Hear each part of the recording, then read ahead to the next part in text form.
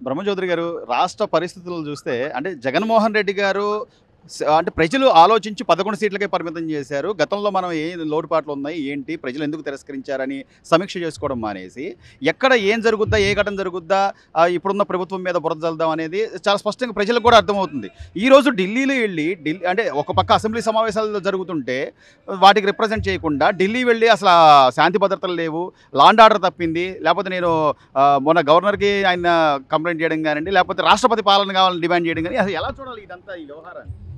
ఏదైతే జగన్మోహన్ రెడ్డి 2014 నుంచి 2019 వరకు ప్రజలను కన్ఫ్యూజ్ చేసి అభివృద్ధి నిరోధకుడిగా ప్రజలను రెచ్చగొట్టి కులాలని మతాలని ప్రాంతాల నుండి రెచ్చగొట్టి లబ్ధి పొంది అధికారంలోకి వచ్చాడు. కాబట్టి మరొకసారి 2024లో ప్రజలు అతను తిరస్కరించినా కూడా బాధ్యతారహితంగా వ్యవహరిస్తూ ప్రజలను రెచ్చగొట్టి రాజకీయంగా లబ్ధి పొందేటువంటి బాధ్యత కలిగినటువంటి నాయకుడు ఎవరైనా సరే, బాధ్యత కలిగినటువంటి రాజకీయ నాయకుడు ఎవరైనా సరే 5 సీట్లు ఇచ్చినా 10 సీట్లు ఇచ్చినా 11 సీట్లు ఇచ్చినా అసెంబ్లీకి వస్తారు. అసెంబ్లీకి వచ్చి ఈ రాష్ట్ర ప్రభుత్వం ఏదైనా సరే తప్పులు చేస్తూ ఉంటే సలహాలు సూచనలు ఇస్తారు. కానీ అవన్నీ కూడా పక్కన పెట్టి విచక్షణ కోల్పోయి ప్రజలు నాకు 11 సీట్లే ఇచ్చారు అని చెప్పేసి ఒక ఇంగిత జ్ఞానం కూడా లేకుండా ఇవాళ ఢిల్లీ పోయి ధర్నా చేస్తూ ఉన్నాడు. నేను అడుగుతా ఉన్నా, డాక్టర్ సుధాకర్ దగ్గర నుంచి, విక్రమ్ దగ్గర నుంచి, వరప్రసాద్ దగ్గర నుంచి, రంగనాయకం గారి దగ్గర నుంచి, కిరణ్ గారి దగ్గర నుంచి ఈ విధంగా అనేక రకాలైనటువంటి సామాజిక వర్గాలు అనేక వర్గాలను ఇబ్బంది పెట్టి జైలు పాలు చేసి దాడులు దౌర్జన్యాలు చేసినటువంటి వ్యక్తి ఈ రోజున ఢిల్లీ వెళ్ళి ఈరోజు నిరసన తెలియజేస్తూ ఉంటే రాష్ట్ర ప్రజలందరూ కూడా నవ్వుకుంటూ ఉన్నారు. ఈ 11 సీట్లు కూడా ఇవ్వకుండా ఉంటే బాగుండేమో, ఇంటికి పరిమితం అయ్యాడని చెప్పేసి బాధపడతా ఉన్నారు. నేను ఈ రోజున వైసీపీ నాయకులు కానీ ముఖ్యమంత్రి జగన్మోహన్ రెడ్డి గారిని ఒకటే డిమాండ్ చేస్తూ ఉన్నాను. నువ్వు ఇది 3వసారి చనిపోయినటువంటి వ్యక్తి నీ పార్టీ వాడు, చంపినటువంటి వ్యక్తి నీ పార్టీ వాడు. నీ ప్రభుత్వం వచ్చిన తర్వాత నీ సంపాదన కోసం నువ్వు మద్యం పాలసీలు తీసుకొచ్చినటువంటి గవర్నమెంట్ వైన్ షాప్లో ఉద్యోగాలు అక్కడ లోకల్ శాసనసభ్యుడైనటువంటి మన బొల్ల బ్రహ్మనాయుడు ఇప్పించాడు. ఇద్దరు వ్యక్తులు, చంపించుకున్న వ్యక్తి చంపిన వ్యక్తి ఇద్దరు కూడా నీ పార్టీకి సంబంధించిన వ్యక్తులైనప్పుడు నీవు ఇప్పటి వరకు దానిపైన ప్రజలకు సమాధానం చెప్పకుండా అధికార పార్టీ మీద వేసి శవాల మీద పేలాలు వేరుకునేటువంటి ప్రయత్నం చేస్తా ఉన్నావు. ప్రజలు విజ్ఞులు, ప్రజలు అర్థం చేసుకున్నారు. ఖచ్చితంగా నువ్వు ఎన్ని తల కిందికి కాళ్ళు పైకి పెట్టి జపం చేసినా కూడా ఆంధ్రప్రదేశ్ రాష్ట్రంలో నీ వైపు ప్రజలు చూసేటువంటి అవకాశం లేదే లేదు. కానీ నీకు 11 మంది ఎమ్మెల్యేలు గెలిచారు కాబట్టి, నువ్వు ఎమ్మెల్యేగా గెలిచావు కాబట్టి మాజీ ముఖ్యమంత్రిగా అసెంబ్లీకి రా, ప్రజా సమస్యలు ఏమైనా ఉంటే ప్రభుత్వం దృష్టికి తీసుకురా, ప్రభుత్వం ప్రజా సమస్యలని పరిష్కరించడానికి ముందుకొస్తూ ఉంది. అంతేగాని రాష్ట్రంలో అలజోడు సృష్టించి ప్రజలను మభ్యపెట్టి మరొకసారి రాజకీయ లబ్ధి పొందాలనుకుంటే అది నీ భ్రమగానే మిగిలిపోతుంది. కానీ ఈ రోజున ప్రజలు తిరస్కరించారు, 11 సీట్లకే పరిమితం చేశారు, చివరికి ప్రతిపక్ష హోదా కూడా లేదు. దీన్ని తీసుకెళ్ళి ఈ రోజున కోర్టులో వేస్తాను, నేను హైకోర్టులో నాకు తీర్పు ఇవ్వండి, నాకు ప్రతిపక్ష హోదా ఇవ్వండి అంటే ఆ రోజున ప్రజల్ని 5 ఏళ్ళు ప్రజల దగ్గరికి రావడానికి కానీ ప్రజా సమస్యల గురించి పట్టించుకోవడానికి కానీ ఏనాడు ప్రజల్లో ఉండని వ్యక్తి ఈరోజు ఎక్కడ ఇన్సిడెంట్ జరిగినా కూడా మైకుల ముందుకు వచ్చేస్తున్నాడు, లేదా మీడియా ముందుకు వస్తున్నాడు. ఇదంతా కూడా ఎలా చూడాలి సార్? మీరు చూడండి, అతను వినుకొండ పోయినా దానికంటే ముందు ఇంకెక్కడికో వెళ్ళాడు. ఎక్కడికి వెళ్ళినా కూడా శుక్రవారం మాత్రమే వెళ్ళాడు. అతను ఏంటంటే ఏదో ఒక విధంగా శుక్రవారం కోర్టులు మొదలవుతాయి, కోర్టులకి ఎగ్గొట్టడం కోసం ఇలా చేస్తున్నాడు. అధికారం ఉండగానే ముఖ్యమంత్రిగా కోర్టులకు హాజరు కావాలను, ప్రజా సమస్యలు పరిష్కరించాలి, నా మీద బాధ్యత ఉందని తప్పించుకున్నాడు. నేను అడుగుతున్నా, ఒక రాష్ట్ర ముఖ్యమంత్రిగా, ఒక మాజీ ముఖ్యమంత్రికి ప్రజెంట్ నువ్వు సిబిఐకి లైక్ రాయి, నా మీద ఇలాంటి కేసులు పెట్టారు మీరు, అవి అక్రమ కేసులు, తొందరగా నిగ్గుదేల్చమని చెప్పేసి రాయి.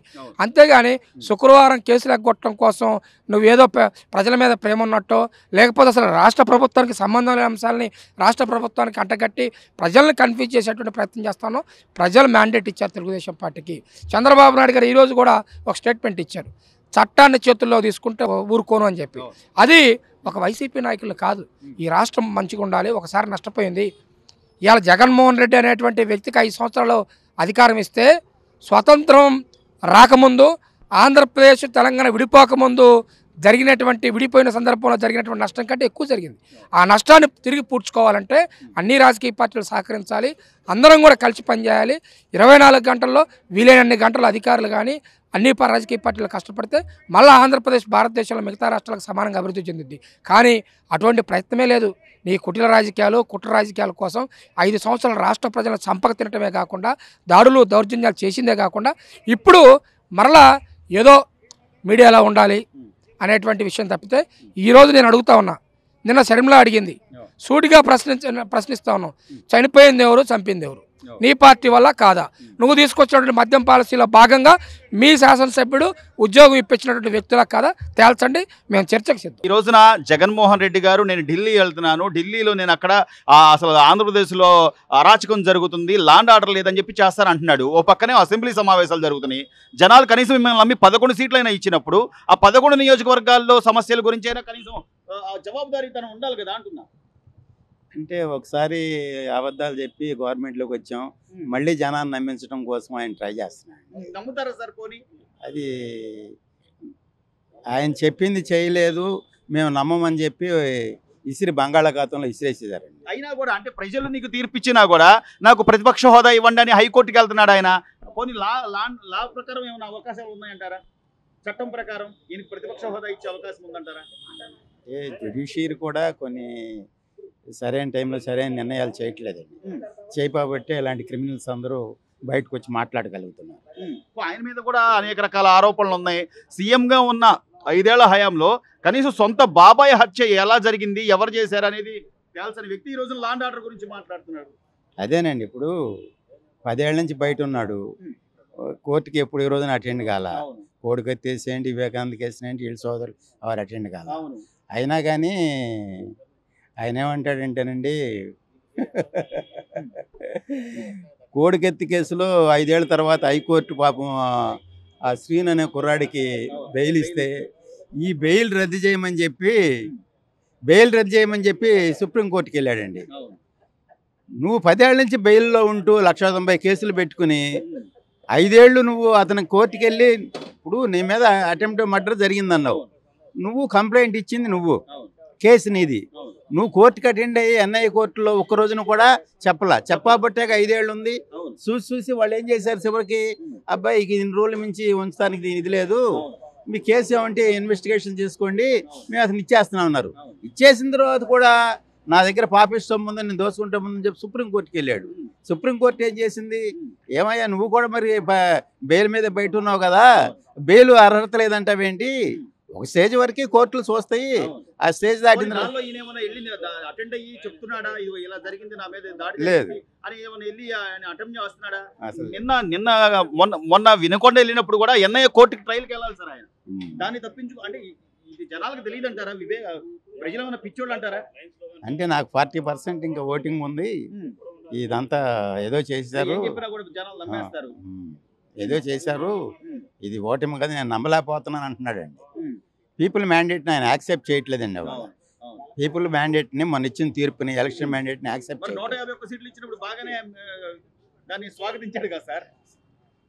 సో ఓవరాల్ గా ఉంటారు సార్, ఓవరాల్ గా జగన్మోహన్ రెడ్డి గారు కనీసం ఇప్పటికైనా ఏదైనా నేర్చుకుందాం, తెలుసుకుందాం అనేది ఉందంటారా, లేకపోతే ఆయన పంట అయింది అంటారు? ఆయన రాజకీయంగా అయిపోయిందండి. మనుగోడు సాగించి పార్టీ నిలబడాలంటే నిర్మాణాత్మకమైన ప్రతిపక్ష పార్టీ పాత్ర వహిస్తూ, గవర్నమెంట్ చేసే మంచి చర్యలకు మద్దతు ఇస్తూ, గవర్నమెంట్ ప్రజా వ్యతిరేకమైన కార్యక్రమాలను తీసుకుంటే దాన్ని తోడ్పాటుపడుతూ నువ్వు ప్రశ్నిస్తే ఏదైనా నీకు మనుగడ, నీ పార్టీ నువ్వు ఉంటుంది.